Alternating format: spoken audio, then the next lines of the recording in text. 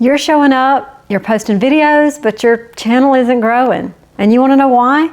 It's not your age and it's not your camera. It's this one thing, and it's fixable. You're doing all the things. You're researching and filming, you're editing and uploading, but your channel is stuck in neutral. This one person over here says, find your niche, while another says to be authentic. You're sitting there thinking, well, which one actually works? Maybe you're even ready to start a YouTube channel, but you can't decide what to talk about. Well, this is for you too, because the confusion you feel before starting is the same confusion that keeps creators stuck even after they start. Even I struggle with this sometimes. If you're new here, I'm Dee Dee, welcome. And if you're not new, welcome back. But here's what I'm seeing with women over 50. You have so much life experience. You've raised kids, you've built careers, you've overcome challenges, you've learned how to cook, how to budget, how to find joy after loss. You've got wisdom in so many areas, and when somebody tells you just to pick one thing, it feels impossible, and honestly, a little insulting. So I'm going to break this down in plain English. What's the difference between a niche, a topic, and your true self? And stick around, because at the end, I'm giving you a simple exercise that'll help you figure out your niche in less than 5 minutes. Because let's be honest, none of us want to feel like we're being shoved into a box just to please an algorithm. Every new creator goes through this. You'll watch one expert say, you have to niche down, while another says, just show up as yourself. So which one is it? Do you pick one little thing and talk about it forever and hammer it to death? Or do you just turn the camera on and wing it? And here's what happens to most women over 50 when they try to start a channel. They think, well, I love to cook, but I also love talking about my faith. Oh, and I just started this new fitness journey. And I'm figuring out this whole empty nest thing at the same time. So they create a channel and they post one video about cooking and then one about faith. Then they post one about fitness. Then maybe one about starting a business. And then they get crickets and they wonder why. It's because YouTube has no idea who to show your videos to. And viewers who do find you for one topic get confused when the next video is about something totally different. So they don't subscribe and they don't come back. And you think, see, I'm just too old for this. Nobody wants to hear what I have to say. But that's not true. The problem is not you. The problem is you're trying to talk to anybody and everybody. So you end up talking to nobody. And in just a minute, I'm going to explain the 3 things you need to understand before you can fix this. But first, let's talk about why this is especially hard for women our age. This hits so hard because I think for decades, we've been everything to everyone. We've been moms and wives, employees, caregivers, volunteers, friends. We've worn 1,000 different hats. And now, maybe for the first time, we're actually getting to ask ourselves, what do I want to do? And what do I want to be known for? I mean, what lights me up? And that answer feels too big, or maybe it's too small, too uncertain. So we think, I'll just share a little bit of everything. That way, I don't have to choose. But here's what really happens. YouTube can't figure out who to recommend your videos to. So if one video is about gardening and the next is about business, the algorithm doesn't know if you're a gardening channel or a business channel. Viewers get confused too. They might love your gardening video, but when they see your next upload is about bookkeeping, they think, this ain't for me. I mean, I'm not here for bookkeeping. I don't even like math. So you end up with a channel that's kind of all over the place, and the audience, it never quite comes together. So I'm not saying this to discourage you. I'm saying it so that you understand. Clarity is kindness. When you're clear about who you help and what you help them with, you make it easy for the right people to find you and stick around. Now, here's where most people get it wrong. They think a niche means I'm going to lose myself. But I'm about to show you 3 definitions that can change everything. And let me explain it this way, because once you get this, everything I think for you will click, because it kind of did for me as well. So your true self, that's your story, that's your humor, your accent, your values, and your quirks. It's what makes you relatable and real. Your topic, now that's what you talk about. Maybe it's YouTube tips or midlife confidence, cooking for one, faith over 50. Maybe it's sewing and crafting. And your niche, that's who you help and how you help them. It's that focus that lets viewers say, oh, okay, this channel's for people like me. So your niche is not your identity. It's basically your introduction. Your true self is why people stay. So think of it like this. Your niche is your front door.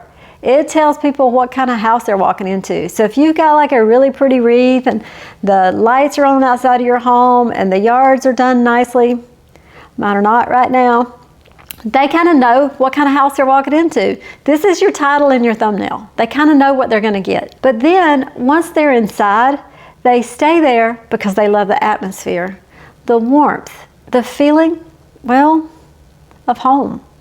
And that's you. You're the home. You make that home. You make them feel welcome and make them feel warm. You don't have to choose between being yourself and having a niche. You just have to understand what each one really means and how they work. Now, I'll show you exactly how this clicked for me, but first let's look at what happens when you try to be everything. Well, we've all done it. I'll just share a little bit of everything, that way I don't have to choose. When you try to do everything, you confuse both YouTube and your viewers. YouTube can't categorize you. Viewers can't connect with you. And your message, it just gets lost in the noise. So your channel becomes a mix of everything and nothing. No clear audience, no repeat viewers, and again, clarity is kindness. When you're clear about who you want to help, what do you want to help them with, you make it easy for the right people to find you, and they fall in love with what you do. Now, let me show you how this worked in my own journey. When I first started, I said, my niche is helping women over 50 start YouTube channels. That sounds fun, right? But if I showed up stiff and robotic, nobody would want to connect with me. If I just rattled off steps without any warmth or story, people might watch once, but they wouldn't subscribe. So I try to let my personality come through. My southern, well, it's not charm, it's just my southernness, my humor, my real stories about how I mess up, my honesty about fear and doubt. That's the be yourself part. I talk about one thing, which is YouTube for women over 50, but I bring all of me to it. And here's what's really great about that. Once people trust you in one area, they'll follow you anywhere. So if one day I want to talk about my faith or my fitness or empty nest life, my audience will watch because they trust me. But that will come down the line after I've built my initial audience.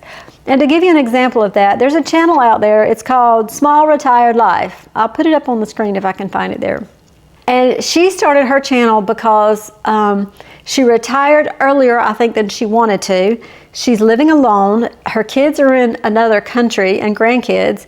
So she talks about how to budget and how to live retirement and how to do things in retirement. So she drew her audience to her because she was talking about retirement life. But now she's been able to show herself cooking in the kitchen, how she cooks for one, and how she pays for a trip to go visit her grandkids in another country. So her audience watches everything because they learned to trust her and love her in her first videos, where she kept it pretty tight, talking more about budget in retirement than anything else. You kind of get where I'm going here? But you got to build that trust first. You got to be consistent and you got to be clear. Because the truth is, people click for the topic, but they subscribe for the person. Now, if you're thinking, okay, I get it, but how do I find my niche? Well, here's a little exercise that I was talking about earlier that works every time. Ask yourself these 3 questions and answer it. Answer it from your gut. Honestly, just go with what your gut says. Question 1. What could I talk about for hours without any notes? Not what sounds impressive, but what genuinely turns you on and lights you up. I could talk about the trips I've taken with my husband. I could talk about my kids and my grandkids. Of course, most of us could all day long. But people don't really care about that, at least not yet. The people on my channel care about starting and growing a YouTube channel. I may talk about taking a trip or my kids in my videos, but I won't make a specific video about any of those things. Question number 2, what do people already ask you about? What do they ask your advice about? Your friends and your family, the people you work with, what do they come to you for? So I have an example of this. In our neighborhood, about once a month, we're a little lucky in this, they invite a food truck to come into our neighborhood. And I was down at the food truck the other night, and a friend of mine, he knows I'm on YouTube, and he asked me a little bit about it. Well, of course, me and my motor mouth, I started going on and on about it. And I know his eyes were probably rolling back in his head because he's thinking, okay, I just asked one question. But that's it. That's what lights me up. That's what makes me happy, is talking about how to do YouTube, because I want everybody to do it, even though I know everybody's not going to do it and everybody's not made to do it. But it thrills me to tell other people about how this whole thing works. So what is that one thing that thrills you and you want to tell everybody about it? So question number 3, who do I naturally feel called to help? Is it maybe for you, maybe it's other women starting over, empty nesters, women rebuilding after a loss or divorce. Mine's new creators over 50. Now, I'm by nature a fixer. I love helping people solve problems. And I wrap myself up in total knots trying to figure out a problem for other people. Then I try to show them the path, how I got to the resolution. I feel like I'm doing a disservice if I do it for them. I feel like I need to show them how to get there themselves. I feel like I do this best with people around my own age, since we typically have more in common, and my little stories and how I help them along might kind of resonate with them to kind of get them on board. So now I want you to take your answers and put them into one sentence. I help who go from this problem to this result by this manner so that they can have this outcome. So here's some examples, and that was really long, but we'll shorten it in a minute. So I help women over 50 go from feeling invisible online to confident on camera by teaching simple YouTube strategies so they can share their creativities, build community, and create financial freedom. That's a long one. You can shorten this up. I help empty nesters go from lonely and lost to joyful and purposeful by sharing faith-based encouragement so that they can rediscover their confidence and create a meaningful new chapter in life. Here's a good one. I help women over 50 go from struggling with makeup to feeling beautiful and confident again by sharing affordable, age-friendly makeup tips so they can shine in everyday life. See what that does there? That gives them the how, the why, and what outcome they're going to get. It's just very clear. So now you've got your niche, and it's rooted in who you already are.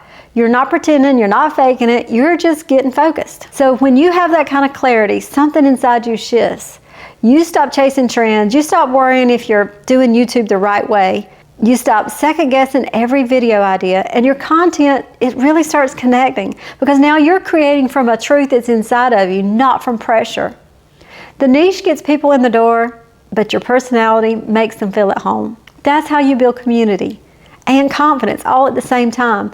And once you commit to a niche, content ideas, it really does become a whole lot easier. So instead of asking, what should I talk about today? You're going to ask, what does my audience need to hear this week? You're not trying to be everything. You're trying to be the best version of the one thing you choose. So here's my challenge for you. Write down your help statement. Don't overthink it. Just write it down. I help who with what? That's your niche. That's your starting point. And if you're not 100% sure yet, that's okay. You can adjust this as you go. I'm sure I will. But you've got to start somewhere. And if you need help finding your what, I have a niche finder that I created for women just like you. It has over 100 ideas for the what. You can develop the rest from there. The link is in my description below. It's completely free. If this helped you see things a little clearer, please consider subscribing, because I really appreciate it. Subscribing just lets me know I'm on the right track. And remember, you're not alone, you're not too late, you're right on time. And I'll see you on the next one. Bye.